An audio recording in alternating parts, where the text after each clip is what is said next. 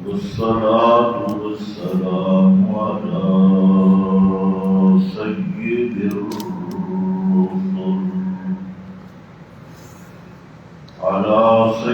الرسل وخاتم الأنبياء.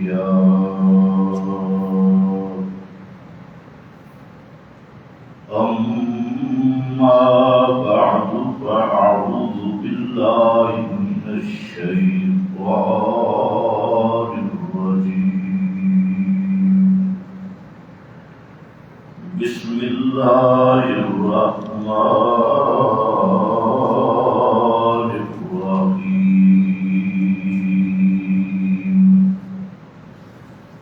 وكلوا مما رزقكم الله حلالا طيبا. سبحان ربك رب العزة عما يصفون وسلام على المرسلين والحمد لله رب العالمين.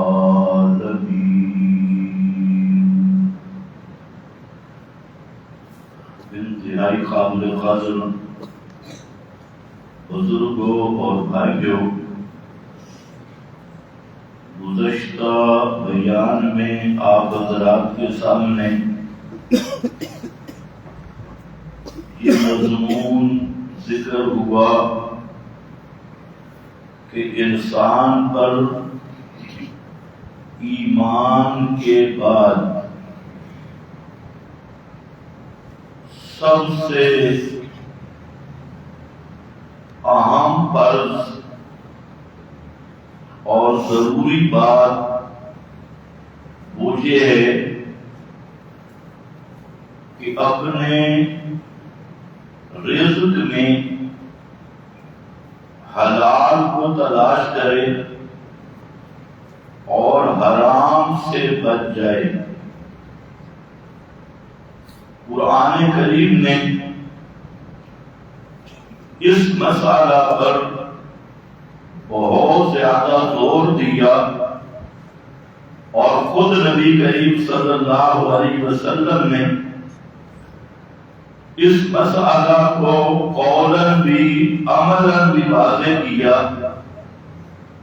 اور علامات قیامت میں سے اس کو ذکر کیا کہ آدمی حلال اور حرام کی پرواہ نہیں کرے گا. آج اس دور سے ہم گزر رہے ہیں، یہ وہی دور ہے کہ ہر آدمی چاہتا ہے کہ مجھے مال مل جائے، اس کی پرواہ نہیں کہ حلال طریقے سے آ رہا ہے یا حرام طریقے سے آ رہا ہے، حلال ہے یا حرام نہیں. اور یہ بات ذہن میں رکھ لو، جب تک حلال کا رزق حاصل نہیں کرو گے، اللہ کے ہاں کسی عبادت کی کوئی قیمت نہیں ہوگی.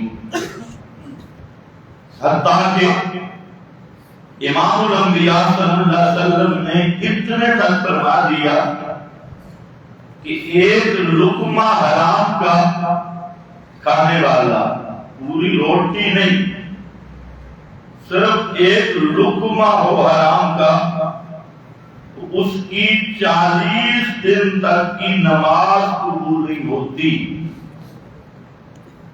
سب سے عام عمل نماز والا. اس لیے حلال کھانا، حلال کمانا اور رزق حلال کی تلاش کرنا یہ واجب ہے ہر اہل ایمان پر، اور ضروری ہے. کسب بھی ضروری، اور کسب میں حلال کو پہچان کے کسب کرنا. نبی کریم علیہ السلام نے اس کی بڑی تاکید فرمائی۔ بعض روایات میں یہ بھی مذکور ہے کہ ایک صحابی نے آپ کے سامنے شکوہ کیا کہ میرے پاس کوئی چیز نہیں، میں کیا کروں؟ تو آپ صلی اللہ علیہ وسلم نے فرمایا کہ جو چیز بھی ہے آپ کے پاس استعمال کی وہ بتا دیں۔ تو اس نے کہا کہ ایک جھول میرے پاس ہے جو اونٹوں پہ ڈالی جاتی ہے، جھول، وہ میرے پاس ہے۔ بہرحال خلاصہ روایات یہ ہے کہ آپ نے فرمایا وہ لاؤ، آپ نے اس کو بیچ دیا، بیچ کر ایک حصہ اس کی ضرورت میں رکھا، دوسرا اس کو دیا کہ یہ لے اور اس سے لکڑی کا کاروبار کر، جنگل کی لکڑی کا، اور اتنے دن تک، 15 دن تھے یا جتنے دن، اتنے دن تک مجھے نظر نہ آنا، میں تجھے نہ دیکھوں، کاروبار کر۔ وہ مقررہ دن جب ختم ہوئے تو آیا، تو آپ صلی اللہ علیہ وسلم نے پوچھا کیا ہوا؟ تو اس نے ذکر کیا کہ میرے پاس 10 دینار ہو گئے اس کاروبار کی وجہ سے۔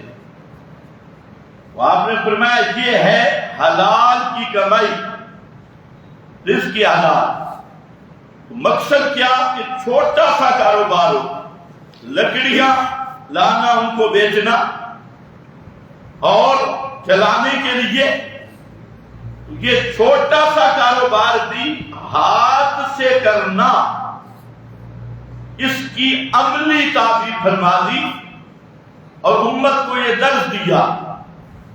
ایک تو کماؤ، فارغ نہ رہو، فارغ بیٹھے رہو گھروں میں، سستی کا شکار پڑے ہیں کہ کوئی چیز نہیں، جی فلاں چیز نہیں، نہیں۔ لا رہبانیت فی الاسلام، اور اس میں ان کا بھی رد کیا جو کہتے ہیں ہم ذکر، اذکار اور عبادات میں پڑے رہیں گے، ہمیں کمائی کی ضرورت نہیں، تسبیح پھیریں گے اور رزق آسمان سے آئے گا۔ یہ بھی ایک جہالت ہے۔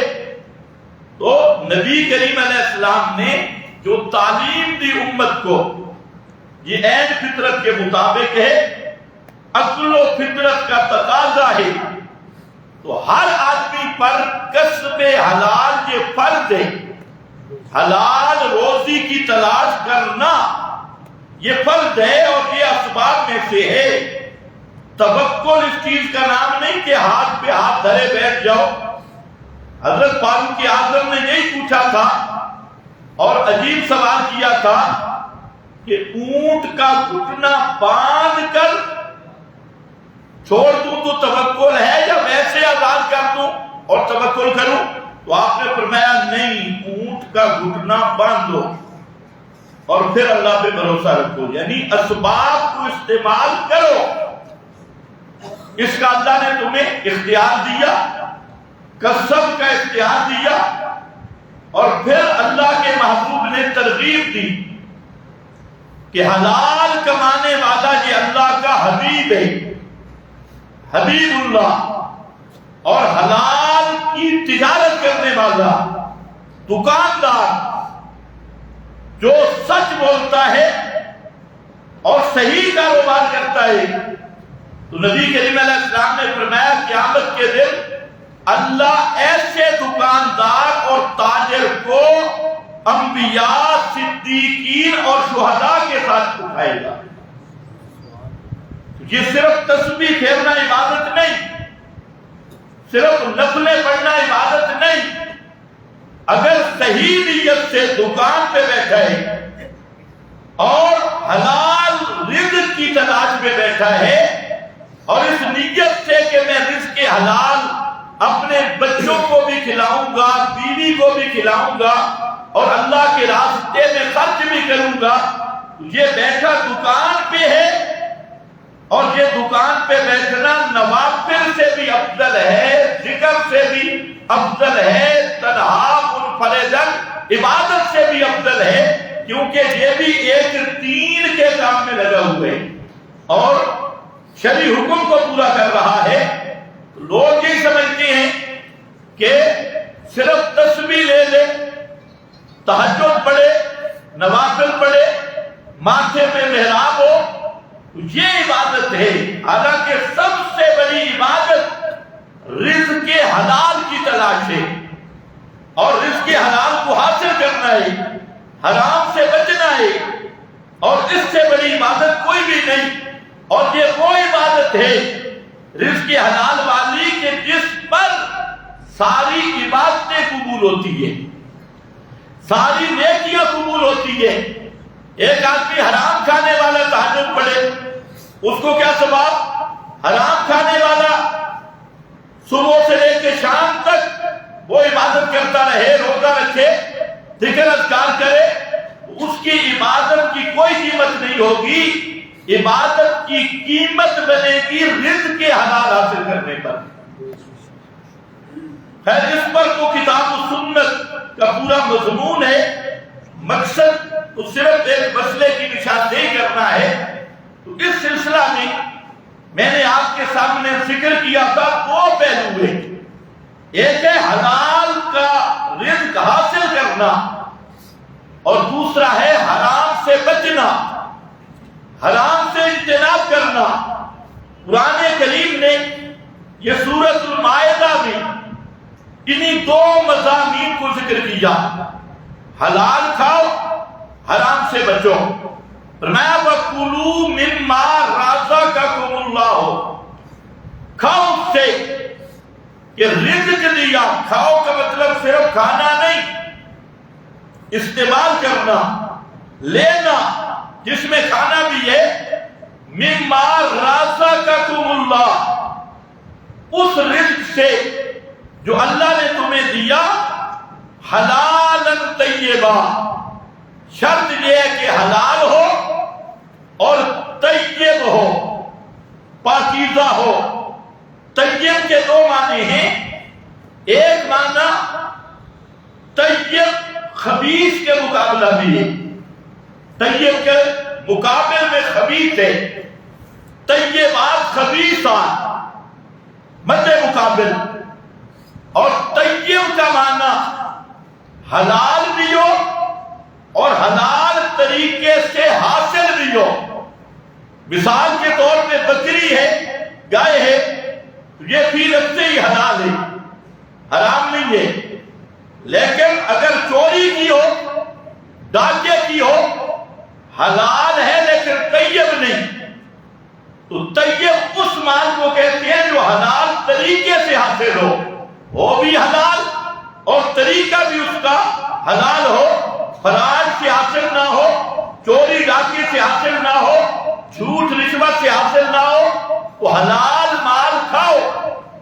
اور حلال کے لیے بھی شرط لگائیے طیبہ، اور طیبہ کا ایک دوسرا معنی بھی ہے کہ طیب وہ رزق ہے جس کے کھانے پر طبیعت سلیمہ میں کراہت محسوس نہیں ہوتی۔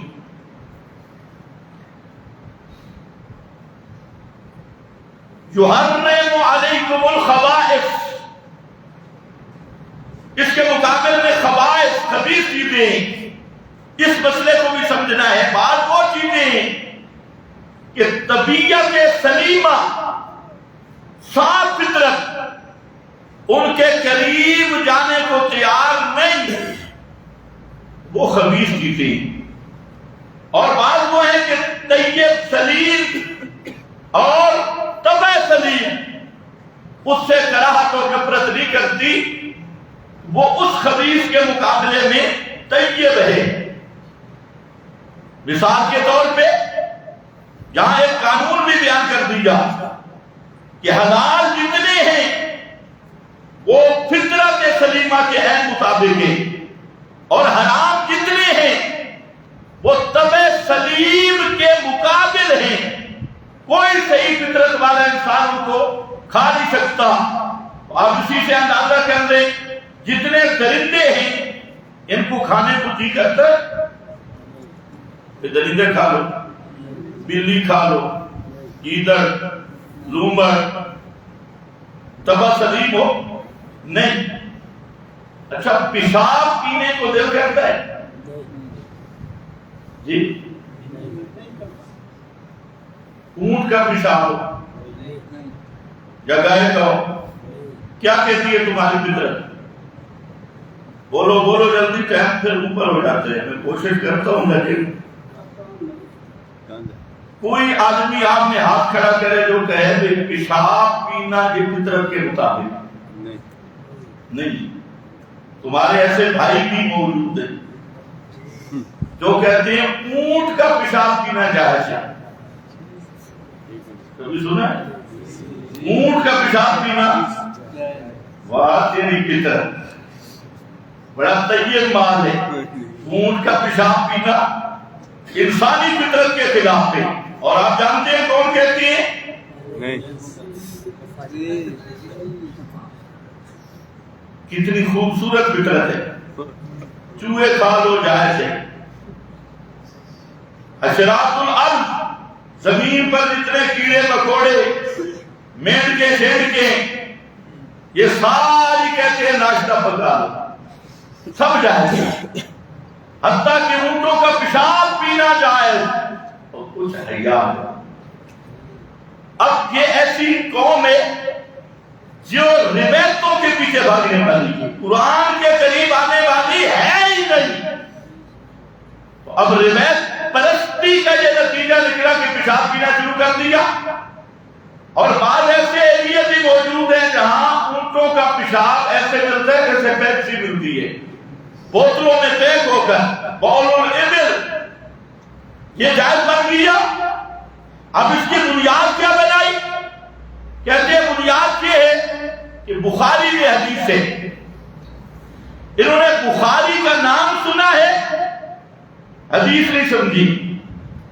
تو وہاں کچھ لوگ آئے مدینہ میں، ان کے پیٹ پھول گئے، تو نبی کریم علیہ السلام نے انہیں بھیجا کہ جاؤ صدقہ کے اونٹوں میں جاؤ، ان کا پیشاب بھی پیو اور ان کا دودھ بھی پیو۔ پھر وہ لوگ پیشاب پیتے رہے، دودھ پیتے رہے، اگلا حصہ بیان نہیں کرتے۔ پھر وہ لوگ جو تھے پیشاب پیتے رہے، دودھ پیتے رہے، کہتے ہیں معلوم ہوتا ہے پیشاب پینا جائز ہے۔ میں نے کہا رج رج کے پیو، تمہاری لیے رضا ہونی چاہیے۔ پھر وہ لوگ جو چوکی دار تھا اونٹوں کا، اس کو قتل کیا، بھاگ گئے۔ نبی کریم علیہ السلام نے انہیں اسی طرح قتل کروایا جیسے انہوں نے قتل کیا تھا۔ میں نے کہا پیشاب پینے والوں کو قتل کرنا بھی واجب ہے، تم پی لو پیشاب، پھر ہم آپ کو قتل کر دیں گے۔ بات سمجھنے کیجیے، یہاں پر پیشاب پینے کا حکم نہیں، یہ تو ایک تحقیقی بات ہے، اور نہ نبی کریم علیہ السلام کسی کو پیشاب پینے کا حکم دے سکتی ہے۔ اس لیے امام المحدثین قاضی شمس الدین رحمت اللہ تعالیٰ علیہ، جو اپنے زمانے کے امام پھر حدیث ہے، فرماتی ہیں کہ وہاں ضابطہ نابی ہے، علفتھا ماء تبنا و ماء باردا، کافیے کا ضابطہ ذکر کیا اور فرمایا کہ بول اور پیشاب پینے کا ذکر نہیں، وہاں پر عامل محذوف نکالا۔ لیکن یار لوگ کافیہ کیا جانے، انہوں نے تو پہلے ساری بخاری شریف پڑھنی ہوتی ہے، نہ صرف، نہ نام، نہ گرامر، نہ کچھ، پہلے دن ہی اٹھاؤ جی بخاری اٹھاؤ۔ تو جب بغیر پڑھے لکھے آدمی بخاری اٹھاتا ہے تو پھر اس طرح رنگ لگاتا ہے کہ پیشاب پینا شروع کر دیتا ہے۔ میں نے کہا پھر تو باعمر ہے، ہر اہل حدیث کے لیے پیشاب کم از کم ایک دفعہ پینا واجب ہے، ورنہ وہ اہل حدیث بن ہی نہیں سکتا۔ تو خیر قرآن مقدس کہتا ہے حلال طیبہ، بھئی یہ پیشاب یہ حلال طیب نہیں۔ پیغمبر کریم نے ہر خبیث چیز کو حرام بتلایا ہے اور اللہ کے حکم سے بتلایا. خیر بہرحال میں کہہ رہا ہوں کلوا مما رزقکم اللہ حلالا طیبا. اللہ نے حکم دیا لوگو کھاؤ اللہ کے رزق سے، لیکن دو شرطیں ہیں، ایک حلال ہو اور دوسرا طیب ہو. فرمایا واتقوا اللہ، اللہ سے ڈرتے رہو، الذی انتم بہ مؤمنون، اور جس کے ساتھ تم ایمان رکھتے ہو اس سے ڈرو، حرام سے بچو، حلال کھاؤ.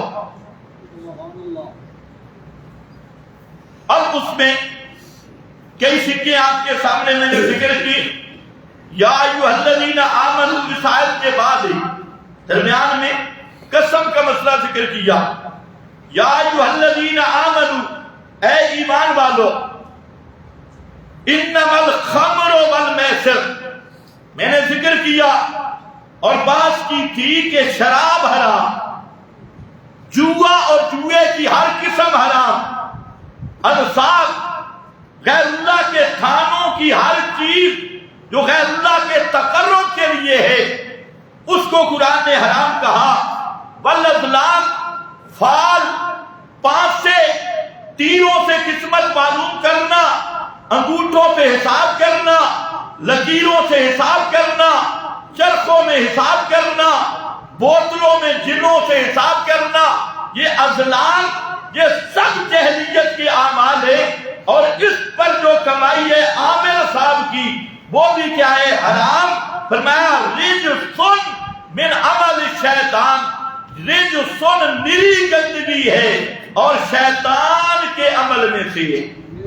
من عمل الشیطان فاجتنبوہ، بچ جاؤ ان چیزوں سے، شراب سے بچو، ہر نشہ آور چیز، نشہ آور کی حد جو عقل کو مغلوب کر دے، جس میں تمیز ختم ہو جائے، ہر وہ چیز، ہر شراب، اس سے بچو، ہر جوئے سے بچو، ہر غیر اللہ کے نام کے تقرب سے بچو، اور ہر اس دہشت گرد فرارٹی عامل سے بچو جو لوگوں کے ایمانوں پہ ڈاکہ مار رہا ہے اور کاہن بنا ہوا ہے اور ساحر بنا ہوا ہے.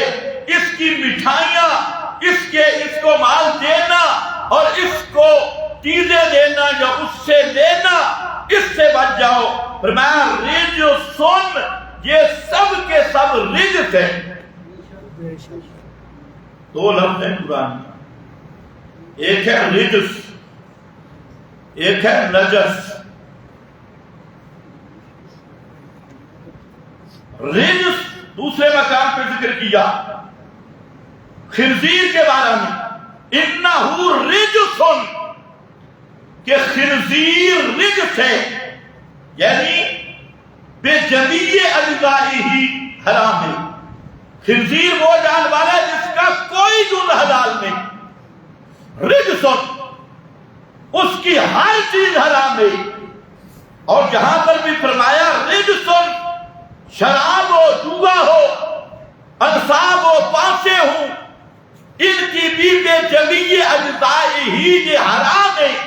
ان کی بھی کوئی چیز جائز نہیں اور کسی تعبیر سے جائز نہیں. فرمایا فاجتنبوہ، بچ جاؤ اس سے، لعلکم تفلحون، تاکہ تم کامیاب ہو جاؤ اور جہنم سے بچ جاؤ. آگے ان کی وجہ بیان کی، انما یرید الشیطان ان یوقع بینکم، شیطان کا ارادہ یہ ہے کہ وہ ڈال دے تمہارے درمیان العداوۃ والبغضاء، دشمنی اور بغض، فی الخمر والمیسر، شراب میں اور جوا میں، وَيَصُدَّكُمْ عَنْ ذِكْرِ اللَّهِ، اور تمہیں اللہ کی یاد سے روک دے، وَعَنِ الصَّلَاةِ، اور نماز سے تمہیں روک دے. فَهَلْ أَنْتُمْ مُنْتَهُونَ، کیا تم ہو بچنے والے؟ ان چیزوں سے رکو گے، یعنی رک جاؤ، اگر ایمان والے ہو تو رک جاؤ. فَهَلْ أَنْتُمْ مُنْتَهُونَ، جہاں وجہ بھی بیان کی کہ سود، یہ خمر، شراب اور جوا یہ وہ ہے کہ شیطان کی ایجاد، شیطان کا اس سے مقصد ہے کہ تمہاری آپس میں دشمنیاں ہوں۔ جب شراب پیے گا گالیاں گلوچ دے گا، لڑائی کرے گا، ماں بہن بیٹی کی تمیز نہیں رہے گی، جوا کھیلے گا تو جوا باز چواری، وہ اس کو اپنی ماں بہن بیٹی بیوی کا کوئی خیال نہیں، وہ جوئے کی مستی میں سب کو بیچنے کے لیے تیار ہے، اور اسے جوئے کے وہ سامان چاہیے۔ تو فرمایا یہ وہ چیزیں ہیں جو تمہاری جماعت کو خراب کرے گی، تمہارے درمیان دشمنی عداوت کا سبب بن جائے گی، اس لیے ان چیزوں سے بچ جاؤ۔ آگے پھر ذکر کیا، اور دوسرا ان ذکر اللہ۔ حافظ ابن کثیر نے یہ جملہ لکھا تو بڑے مفسر ہے، فرماتے ہیں ہر وہ کام، ہر وہ چیز جو نماز سے روک رہی ہے، جو ذکر اللہ سے، اللہ کی یاد سے روک رہی ہے، وہ بھی اس جوا کے حکم میں داخل ہے، چاہے وہ کرکٹ ہو، چاہے اس طرح کی اور کوئی شیطنت ہو، جو بھی اللہ کے ذکر نماز سے حائل بن رہی ہے، رکاوٹ بن رہی ہے، وہ اسی میسر اور جوئے کا فرض ہے۔ اس سے اللہ نے حکم دیا فاجتنبوہ ہو، بچ جاؤ اس سے تاکہ تم کامیاب ہو، اگر اس سے نہیں بچو گے تو کامیاب ہو سکتے نہیں۔ یہ وہ بات حرام۔ ایک اور حرام اللہ نے ذکر کیا، وہ سورۃ النساء میں، اور بڑے عجیب رنگ میں۔ سورۃ النساء میں بھی یہی مضمون ہے، حلال کھاؤ، حرام سے بچو، ظلم نہ کرو۔ یہاں پر فرمایا ان الذین یاکلون اموال الیتامی ظلما انما یاکلون فی بطونہم نارا۔ اور حرام کی قسم ذکر کی کہ وہ لوگ جو یتیموں کا مال کھاتے ہیں، ان الذین یاکلون اموال الیتامی، یتیموں کا مال کھاتی ہیں، وہ کون ہیں؟ ظلم کرتے ہوئے، انما یاکلون فی بطونہم نارا، فرمایا وہ اپنے پیٹوں کو آگ سے بھر رہی ہے، وہ آگ جمع کر رہی ہے اپنے پیٹوں میں۔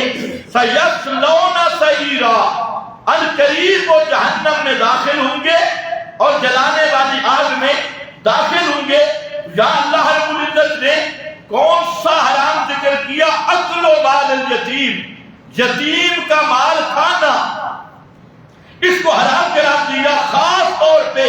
ویسے کسی کا مال کھانا بھی حرام ہے، لیکن یتیم بے بس ہے، لاچار ہے، اس یتیم کا مال کھانا اس کو خصوصیت کے ساتھ ذکر کیا، اس لیے کہ وہ کمزور بھی ہے، بے بس بھی ہے۔ فرمایا جو لوگ یتیموں کا مال کھاتے ہیں اور ظلمن جان بوجھ کے کھاتے ہیں، ان کا مقصد ہی زیادتی کرنا ہوتا ہے، یہ مال ہمیں کسی طرح ہڑپ کرنے کا موقع مل جائے۔ فرمایا یاد رکھو یہ مال نہیں، یہ حلوہ نہیں، یہ جہنم ہے جو پیٹوں میں بھر رہی ہے۔ اب دیکھو یتیم کے مال کھانے کی کئی صورتیں، ایک صورت تو یہ ہے کہ یتیم کی وراثت پہ دوسرا قابل ہو گیا، والد فوت ہوا، اس نے بچے یتیم چھوڑے، چچا جان آ گئے اور چچا جان نے ساری جائیداد ہڑپ کر لی، ماموں جان آ گئے، اس نے ساری جائیداد ہڑپ کر لی، بہانے بنا بنا کر۔ یہ بھی اکیلے مال یتیم کھانے کا ایک طریقہ یہ بھی ہے، اور ایک طریقہ یہ بھی ہے کہ یتیموں کی کفالت کے بہانے اس کے مال کو رگڑ رہا ہے اور اس کا وارث بنا ہوا ہے، اور وہ جان بوجھ کر کبھی دوائی کے بہانے سے، کبھی کھانے پینے کے بہانے سے اس کے مال کو ہڑپ کر رہا ہے۔ یہ بھی یتیم کا مال کھانے کی صورت ہے۔ اور ایک تیسری صورت بھی ہے جس کو نیکی سمجھ کے یتیم کا مال کھایا جاتا ہے، اور وہ کیا ہے؟ کل شریف، 40واں شریف،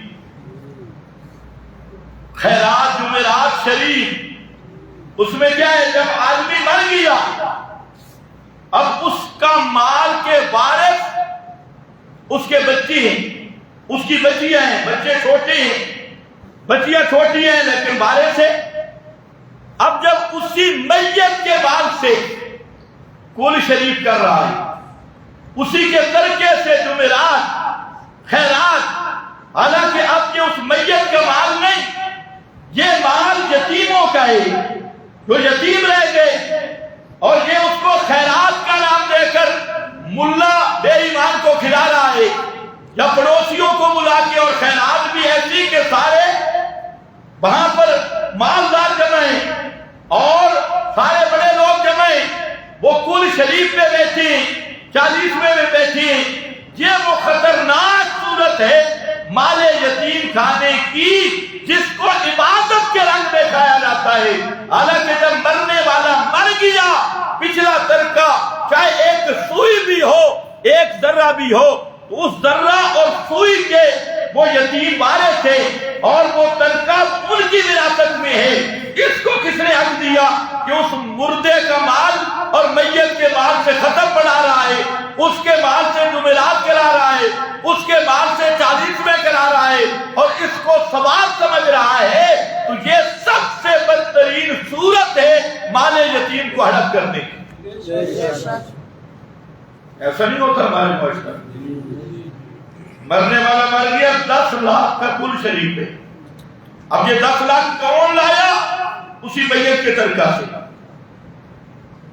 15 لاکھ کی جمعرات شریف ہے، 20 لاکھ کا 40واں شریف ہے، اور پتہ اس کو بھی ہے کہ یہ سب بدعات اور خرافات اور مال حرام کھانا۔ اس لیے کیا کہتے ہیں کہ بھائی فلانے کا رسم کل ادا ہوگا، کہنا سنت کل، رسم کل خانی ہے، یہ سنت کل خانی کہتے ہیں، خود کہتے ہیں رسم کل، خود بتا رہا ہے یہ دین نہیں ہے، یہ بے ایمانی ہے، یہ مال کھانے کا طریقہ ہے۔ یہ بھی ہے ان الذین یاکلون اموال الیتامی ظلما، فرض یہ کہ یہاں ملا کھانے والا ہے، اور کبھی مولوی یہ مسئلہ بیان نہیں کرے گا کہ میت کا جو ترکہ اس کے بچے وارث ہیں اور وہ یتیم ہیں، وہ چھوٹے ہیں، نابالغ ہیں، ان کے مال کی حفاظت کرنا تجھ پہ فرض ہے، ان کی ہر طرح خیر خواہی کرنا فرض ہے۔ یہ کس بے ایمان نے تجھے اجازت دی کہ اس میت کے ترکہ سے کبھی ختم کے نام پہ، کبھی 40ویں کے نام پہ، کبھی جمعرات کے نام پہ، کبھی خیرات کے نام پہ تو مال یتیموں کا اڑا رہا ہے؟ وہ تو اجازت کے اہل ہی نہیں، وہ چھوٹے بچے ہیں، ان کے مال کی حفاظت کرنا ضروری ہے، لیکن تو سارا کچھ ملا بے ایمان کو کھلا کر، یہ یاد رکھنا ابھی تو تیرے پیٹ میں حلوہ جا رہا ہے، چاول جا رہے ہیں، اور بڑے میٹھے میٹھیاں پھرنیاں جا رہی ہیں۔ قرآن کہتا ہے یاکلون فی بطونہم نارا، یہ تو پتہ چلے گا جب مال بھڑکے گا نا تو آگ لگے گی، پھر پتہ چلے گا یہ حلوہ نہیں تھا، آگ تھی، جہنم کی آگ کھا رہے تھے۔ ایک 5ویں صورت یہ ہے مال حرام، یتیم کے مال سے بچو۔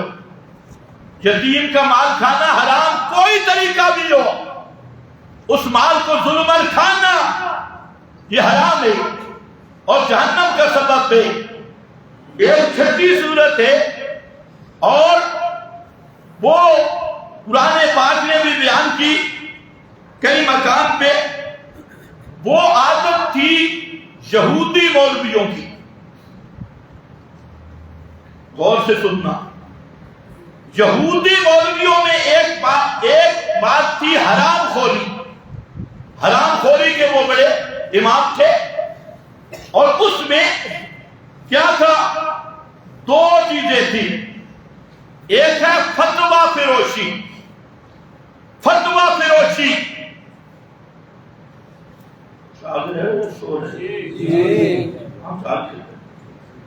فتویٰ فروشی یہ کس کی عادت تھی؟ تم بھی بولو نا، مجھے کہتے ہیں بڑا سخت ہے، تم بھی سارے سخت بن جاؤ. کس کی عادت تھی؟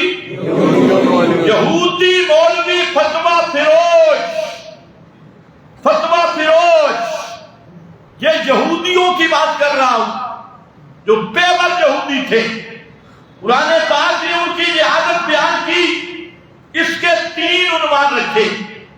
ایک عنوان یہ کہ وہ مسئلہ بیچا کرتے تھے, فتویٰ بیچا کرتے تھے کہ کسی نے مسئلہ پوچھا کہ یہ مسئلہ کیسے, وہ کہتے اتنے 1000 روپیہ مجھے دے دے, مسئلہ تیرے حق میں ہوگا.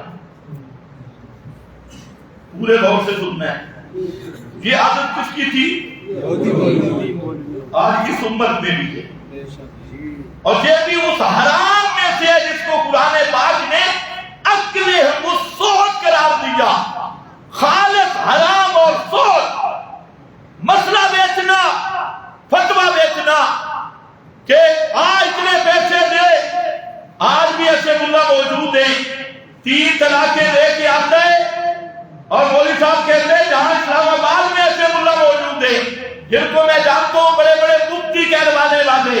آگے سے کہتا ہے کہ میرے مدرسے میں 4 ٹرالیاں 3 ٹرالیاں اینٹوں کی لا دے تو 3 طلاقیں ہدف ہو جائیں.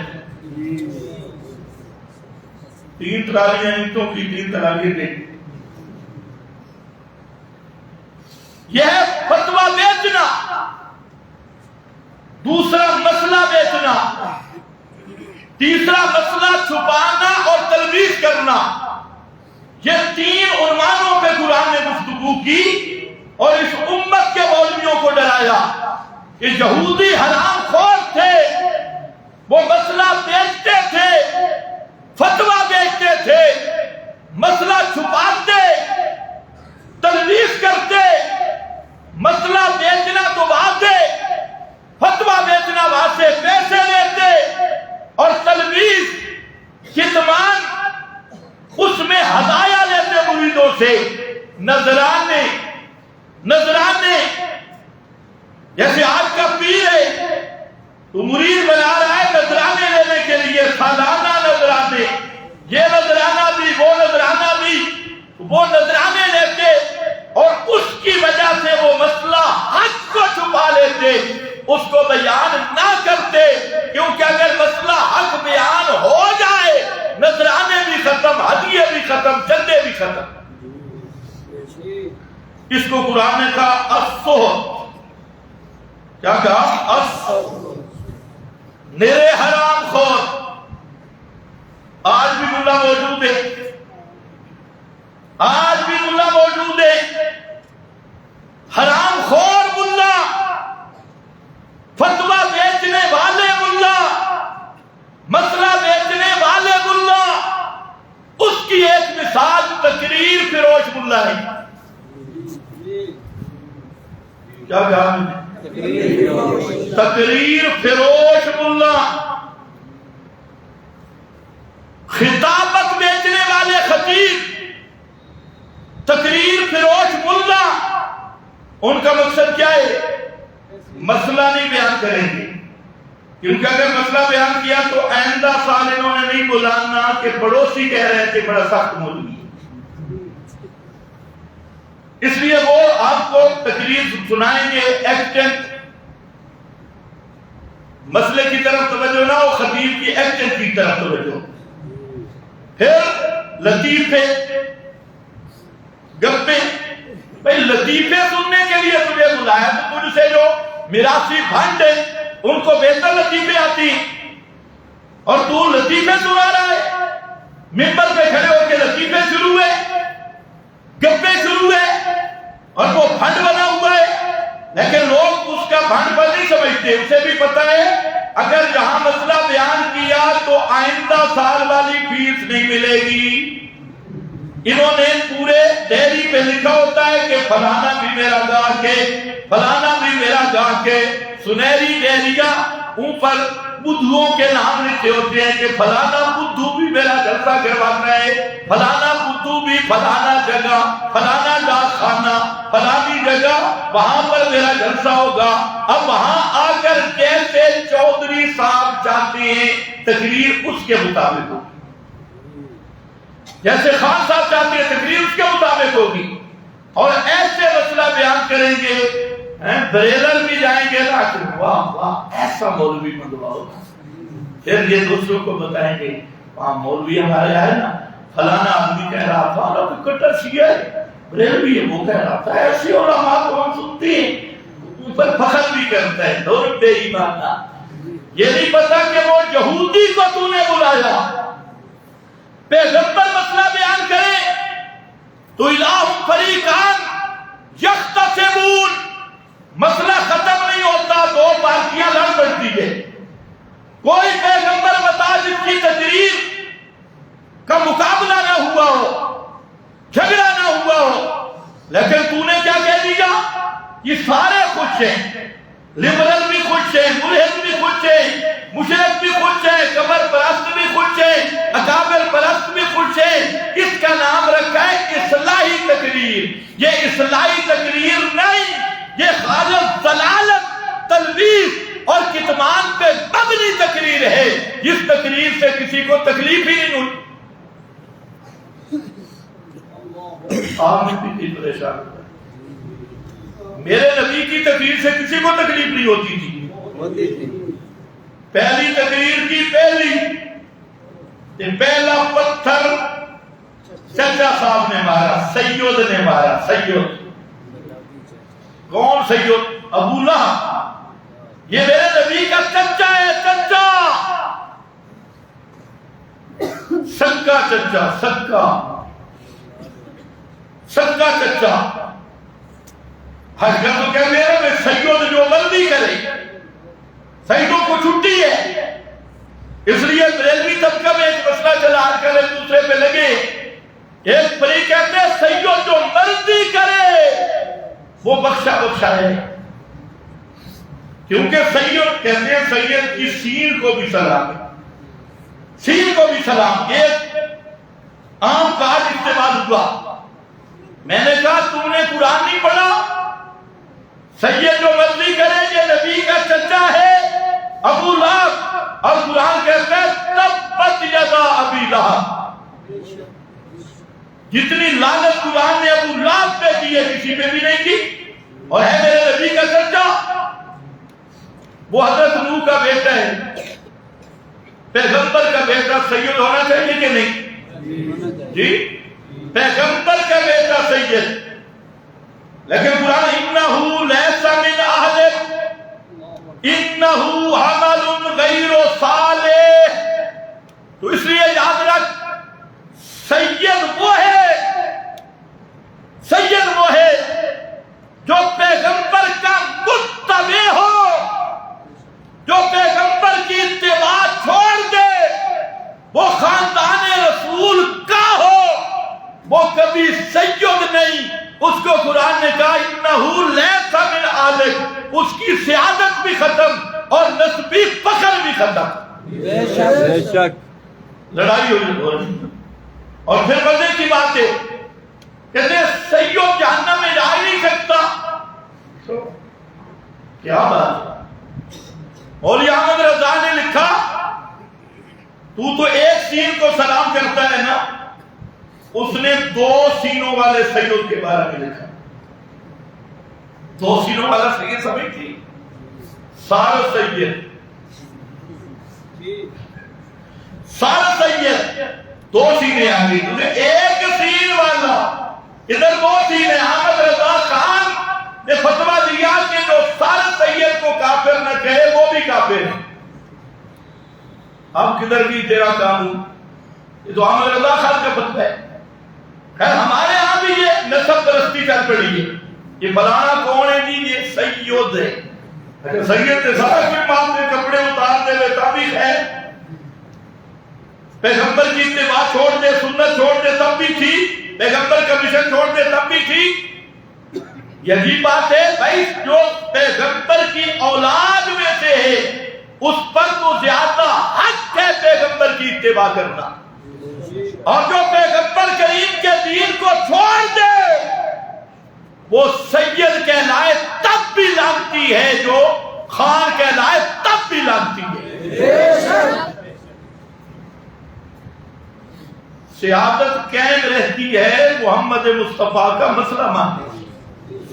ابو لہب نے پتھر مارے، تب اللہ کا یا محمد کہا، اللہ نے جواب دیا، تو یہ ایک چین چل پڑا، جی تقریر ایسی ہو سارے خوش ہونے چاہیے، کوئی آدمی ناراض نہ ہو، کسی کو کہنا کچھ نہیں، یہ تشدد ہو گیا، یہ لہجے کی سختی ہو گئی، یہ زبان کی سختی ہو گئی، اور خود کیا کر رہا ہے؟ یہودیوں والی تلبیس، یہودیوں والا کتمان، مسئلہ حق بیان کرنا یہ مسلمان کے لیے سختی نہیں، یہ سختی اس کو لگتی ہے جس کا دل اور دماغ یہودیوں والا ہے۔ تقریریں بیچنا آج یہی وجہ ہے کہ حق والا مسئلہ نہیں ملے گا، تمہیں خوش کرنے والے مسئلے ملیں گے۔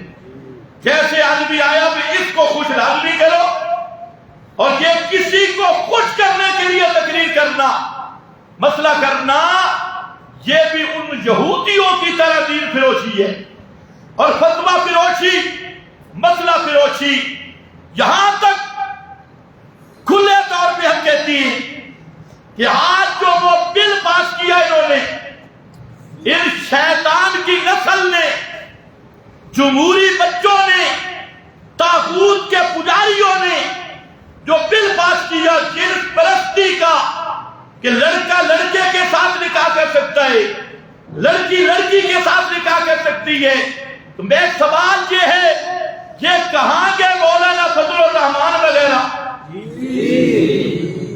اب یہ کس جماعت کے مولوی ہے؟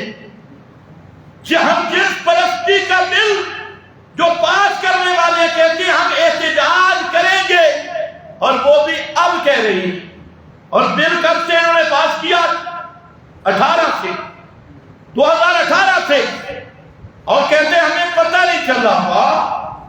عمران خان کی تو کھانسی کا بھی تمہیں پتہ ہوتا ہے، اور تمہاری اسمبلی میں بل پاس ہوئے، تم نے بل پاس کیا، اور یہ بل کوئی بار بار دستخط نہیں تھے، اسمبلی کے اندر یہ بل پاس ہوا، اور آپ اللہ صاحب کہتے ہیں ہمارے علم میں نہیں تھا کہ چھٹی والے دن پاس کیا ہوگا۔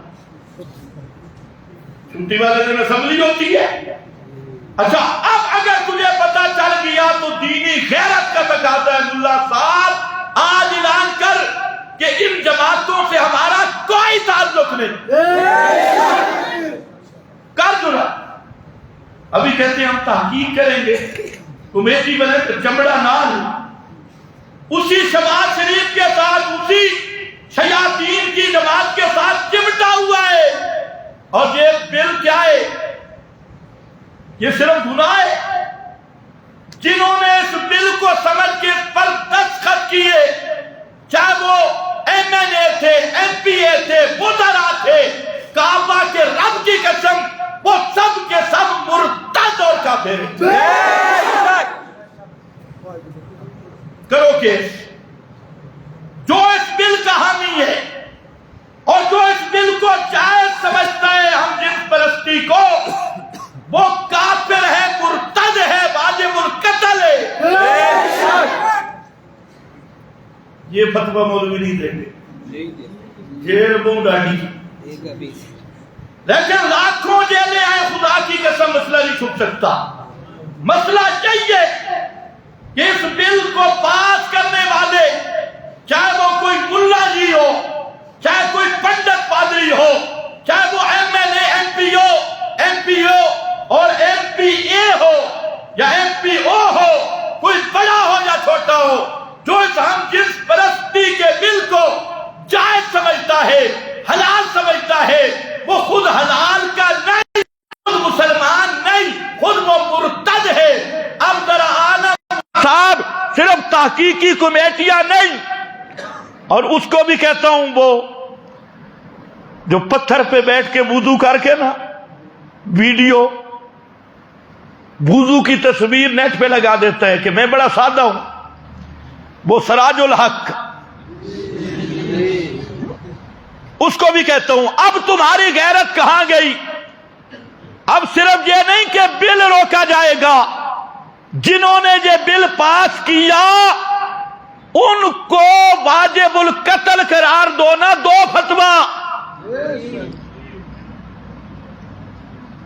اور دو فتویٰ جن M N A M P As نے دستخط کیے وہ مرتد ہیں، وہ کافر ہیں، کیونکہ صریح کتاب و سنت کی خلاف ورزی جو آئین پاکستان کے بھی خلاف ہے، پاکستان کے آئین میں درج ہے کہ پاکستان میں ایسا کوئی بل نہیں پاس ہو سکتا جو قرآن و سنت کے خلاف ہو، اور ہمارا یہ دعویٰ ہے یہ بل ہم جنس پرستی والا، یہ صرف اسلام کے خلاف نہیں، کھلا بغاوت، کھلا کفر، کھلا ارتداد اور بعد یہ الہاد ہے ایک، اور دوسرا فطرت کے بھی خلاف ہے۔ اگر یہی بل پہ آپ پاس کرنا ہے اس پہ ذرا عمل کر کے دکھاؤ، جو حکمران ہو تم ذرا عمل کرو، تم آپس میں پہلے شادی کرو، مولانا اور نواز شریف کی ہو جائے، پرانی جاری ہے، یہ کمی پوری ہونی چاہیے، سراج الحق صاحب اور شہباز شریف کی ہو جائے، اور شیخ رشید اور بلاول کی ہو جائے، پتہ کرے چاند ایک شادیاں رکھو اسمبلی میں، بغیر تو تمہیں شرم نہیں آتی؟ یہی تو ہم کہا کرتے تھے کہ یہ جمہوریت مغرب کی لعنت ہے اور یہ جمہوریت طاغوت کا نظام ہے، یہی تو ہم کہتے تھے من لم یحکم بما انزل اللہ اولئک هم الکافرون اولئک هم الظالمون اولئک هم الفاسقون۔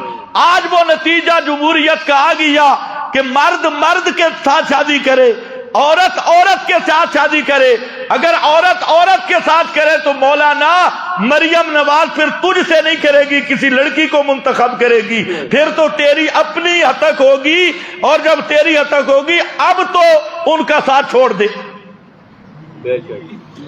یہ لوگوں کی غیرت ہے، اور یہ وہ سکول اور کالج کی تعلیم کا اثر ہے، پینٹ پتلون کی تعلیم کا اثر ہے، یہ وہ پڑھے لکھے طبقہ ہے کہ جو بل یورپ میں بھی لوگ نام لیتے ہوئے کانپتی ہیں، ایسا بے غیرتی اور خنزیر پن پہ مشتمل بل وہ آپ کی اسمبلی میں پیش ہو رہا ہے، ابھی بھی جمہوریت پہ اعتماد رہے گا؟ میں تو کہتا ہوں یہ جمہوریت ننگے ہوں ننگے، اور ان کا اصل تمہارے سامنے آئے کہ طاغوت کے پجاری وہی خنزیر کھانے والے، خنزیر والے فعل کا بل وہ پاس کر کے بیٹھے ہیں۔ مولانا فضل الرحمان سے بھی گزارش ہے خدا کے لیے اگر جمعیت الاسلام علماء اسلام میں کچھ غیرت ہے، کل تم سب سے الگ ہو جاؤ اور سب سے ہٹ جاؤ، پی ڈی ایم جیسی بدماشی کو چھوڑ دو، اور اسی طریقہ سے سراج الحق کو کوئی بھی بلکہ تمام علماء سے گزارش کرتا ہوں کہ یہ صرف آج نہیں بل پاس ہوا، اس طرح کے کفریہ قانون، اس طرح کے طاغوتی قانون یہ اس وقت تک پاس ہوتے رہیں گے جب تک تخت پہ دین محمدی نہیں آتا، جب تک کتاب و سنت کا قانون عدالتوں میں، جب تک کتاب و سنت کو ماننے والے اس ملک کا نظم نہیں سنبھالتے، اور اس ملک کی حکمرانی کتاب و سنت کی نہیں بن سکتی، اس وقت تک یہ مرتدین، ملحدین اور طاغوتی نظام کہ یہ چیلے پورے ملک کو بدنام بھی کریں گے اور کتاب و سنت کے دھجیاں بھی اڑائیں گے۔ اس لیے علماء پہ فرض ہے کہ سب اکٹھے ہو کر ان بے ایمانوں کو حکمرانی کی سیٹوں سے نیچے کر کے شرعی حدود ان پہ جاری کی جائیں، اور جس نے بھی دستخط کیے ایسی تحریک ہونی چاہیے کہ ان ایک ایک کی گردن اڑائی جائے کتاب و سنت کے قانون کے مطابق۔ بے حیائی کی حد ہو گئی کہ جو کام کافر بھی نہیں کر سکے وہ تمہاری اسمبلی کر رہی ہے، اور اس کو کیا کہتی ہے؟ اسلامی جمہوریت۔ یہ اسلامی جمہوریت آ گئی، اور عمل خود کیوں نہیں کرتے بھائی؟ 10-12 شادیاں تو اگلے دن ذرا رکھو، پتہ چلے تمہارا، تو پھر ایسا ظلم، ایسا کفر، ایسا الحاد لوگوں پہ مسلط کر رہے ہو، اور خود نہیں۔ اس لیے تمام فرق کے علماء، مسالک کے علماء، ان سے بھی میری گزارش ہے کہ چلو یہ مسئلہ تو اتفاقی آ گیا کہ اس بل کو پاس کرنے والے مسلمان نہیں، کم از کم اس مسئلے پہ متفق ہو جاؤ، اور تمام مسالک کے علماء یہ مطالبہ کریں کہ یہ دستخط کرنے والے، پاس کرنے والے، یہ واجب القتل ہیں، یہ مسلمان نہیں، اور انہیں اسمبلی میں بیٹھنے کا کوئی حق نہیں ہے، یہ سب اس کی حکومت وقت پہ فرض ہے، ان کی وہ گردن اڑا دی۔ لیکن حکومت وقت کیا کرے؟ وہ بے غیرت وزیر اعظم، وہ فرانس کے صدر سے مل رہا ہے اور اس کے سامنے منہ ٹیڑھا کیا ہوا ہے، اور یہ کون ہے؟ جس نے رسول اللہ کی واضح گستاخی کی، واضح گستاخی کی، علل اعلان گستاخی کرنے والا، آپ کا وزیر اعظم، اسلامی ملک کا وزیر اعظم کہلوانے والا شہبازہ اس کے سامنے لیٹا ہوا ہے اور اس کی خوشامد کر رہا ہے۔ کیا اسلام یہ کہتا ہے؟ گستاخ رسول تو واجب القتل ہے، پیغمبر کی گستاخی کرنے والا وہ تو کسی مذہب کا ہو، اس پہ امت متفق ہے کہ وہ واجب القتل ہے، لیکن تمہارا وزیر اعظم، حرام خور وزیر اعظم، اسی کے سامنے ہاتھ بھی جوڑے ہوئے ہیں اور چوم بھی رہا ہے، مل بھی رہا ہے، اور ادھر یہ مسلمانوں کا وزیر اعظم ہے۔ یہ سب جمہوریت کے صدقہ ہے۔ اصل نظام جب تک صحیح نہیں ہوگا، مذہبی جماعتیں احتجاج کرتی ہیں، لیکن احتجاج پر ختم۔ چاہیے تو یہ تھا کہ مولویوں میں بھی غیرت ہوتی، اور اس کے لیے سب مل کے لائے عمل بناتے کہ پاکستان 10 لاکھ سے زائد لوگ، دیندار لوگ، جنہوں نے پاکستان کے لیے جانیں قربان کی، عورتوں کی عزت لوٹی گئی، بچوں کو زندہ جلایا گیا، خاندانوں کو جدا کر دیا گیا۔ آج اتنے سال گزرنے کے بعد ایسے جوڑے جو بہن بھائی آپس میں نہیں مل سکے، کبھی ملتے ہیں، ان کا حال دیکھو۔ تو پاکستان بنا تھا، پاکستان کا مطلب کیا؟ لا الہ الا اللہ، اس بنیاد پہ پاکستان بنا تھا کہ پاکستان میں اللہ کی حاکمیت اور محمد الرسول اللہ کا عادل کا قانون نافذ ہوگا۔ آج اتنے سال گزر گئے، انگریز نے خود جا کے اپنے نوکر تمہارے اوپر مسلط کیے، اور حکومت امریکہ کی ہے، ملک پاکستان ہے، حکمران امریکہ بنا ہوا ہے، چودھری امریکہ بنا ہوا ہے، اور وہ چودھری وہاں سے بیٹھ کے تمہیں، تمہارے جو نوکر جن کو تم ایم این اے، ایم پی اے، وزیر اعظم، صدر کہتی ہو، یہ سب انگریز کے نوکر وہاں کے اشاروں کے منتظر ہوتے ہیں۔ تو انگریز کو بھگایا کیوں علماء نے؟ ہزاروں علماء نے قربانیاں دی، آل حق نے قربانیاں دی، انگریز کو تو بھگایا، لیکن گورے انگریز کو اور یہ کالے نوکر آج تک اس ملک میں مسلط ہیں۔ یہی وجہ ہے کہ یہ سب چوروں کا ایک طبقہ، ڈاکوؤں کا طبقہ، انگریز کے پٹھو اور کفار کے نوکر، طاغوت کے پجاری، یہ صرف چاہتے یہ ہیں کہ ہم مسلمانوں پہ حکمرانی کریں اور اوپر سے کلمہ پڑھیں، اندر سے طاغوت کا نظام نافذ کریں۔ تو کب تک مسلمان اس پہ صبر کریں؟ ہر سال ان کے بل دیکھو، کبھی نکاح پہ پابندی لگ رہی ہے، کبھی اسلام لانے پہ پابندی لگ رہی ہے کہ 18 سال کی عمر نہ ہو تو بندہ مسلمان نہیں ہو سکتا، اسلام پہ پابندی۔ شکر ہے یہ کفر تو ابو جہل کو بھی معلوم نہیں تھا، نہیں تو حضرت علی پہ پابندی لگا دیتا، بھئی تیری عمر تو کم ہے، 18 سال کی عمر ہو تب مسلمان ہونا ہے۔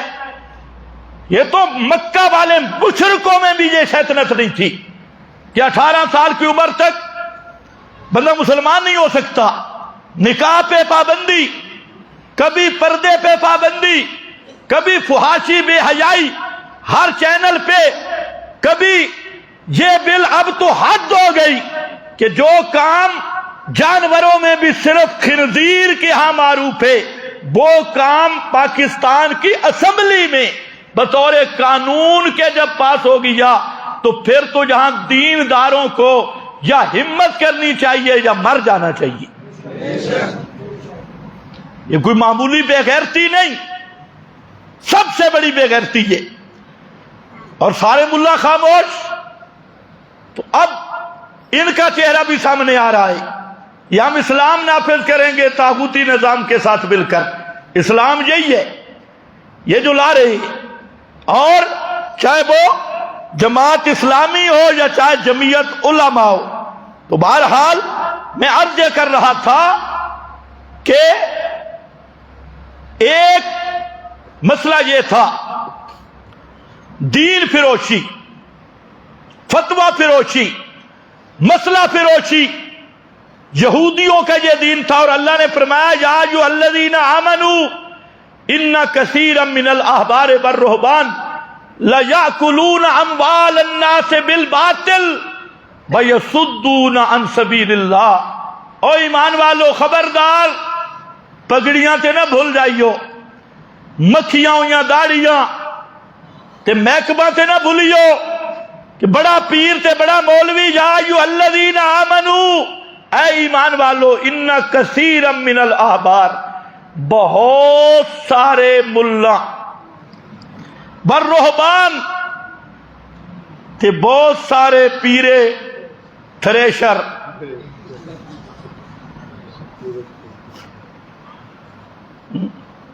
راہبر ٹریکٹر،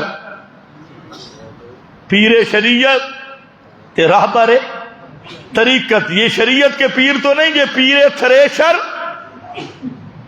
اور راہبر ٹریکٹر، یہ سارے راہبر ٹریکٹر۔ رہبان، یہ پیر شیروں سے بچنا، ملا شلا سے بچنا، تے تھوڑے بہت نہیں، کثیرہ کثیرہ، کثیرہ کا معنی زیادہ یا تھوڑے، بہت زیادہ، کثیرہ۔ کیا کرتے ہیں بے ایمان؟ لَيَأْكُلُونَ أَمْوَالَ النَّاسِ بِالْبَاطِلِ، لوگوں کے مال کھاتے ہیں حرام طریقے سے، کبھی ہدیے کے نام پہ، کبھی چندوں کے نام پہ، کبھی نذرانوں کے نام پہ، کبھی فیسوں کے نام پہ، کبھی ہدیوں کے نام پہ۔ اموال الناس، مال الناس نہیں، ایک مال نہیں، اموال الناس، ہر قسم کا مال۔ کوئی ڈھگی مل بنے تا، بھینس مل جائے تا، پیسہ مل جائے تا، یہ گھڑی مرید دیوے کہ بھی ڈھکی ڈاڑی ہے بڑی خوبصورت، ہر چیز اموال الناس سے بالباطل۔ اچھا مال کھاتے ہیں، اور ظالم ہیں کون؟ یصدون عن سبیل اللہ، مال بھی کھاتے ہیں اور اللہ کی توحید سے بھی روکتے ہیں، مسئلہ سے بھی روکتے ہیں۔ چلو مال کھا جاندے تے خیر آئی نا، یہ اگے کتمان تلبیس، فتویٰ فروشی، مسئلہ فروشی، اس پہ لگ گئے۔ ان سے بچنا، ان کو پہچاننا۔ اس لیے فرمایا جو پیغمبر کے بارے سے وہ ہمیشہ یہ درس دیتے ہیں کونو ربانیین، اے لوگو رب رب کرنے والے بن جاؤ، مواحد بن جاؤ، ربانی بن جاؤ۔ ان کی یہ دعوت ہوتی ہے توحید والی۔ اور یہ اموال الناس والے، کوئی کہتا ہے جی میرا فلانا پیر تھریشر کہ طریقت رابر ٹریکٹر، میرا فلانا، آج کل سارے ٹریکٹر تے تھریشر صرف کھانے کمانے والے اور کام کرنے والا نہیں۔ تو میرا بھائی یہ بھی تقریر فروشی ہو یا مسئلہ فروشی ہو یا فتویٰ فروشی ہو، اس سے آنے والی آمدن بھی حرام ہے۔ اللہ نے فرمایا حرام سے بچو، حلال کھاؤ۔ وآخر دعوانا ان الحمد للہ رب العالمین۔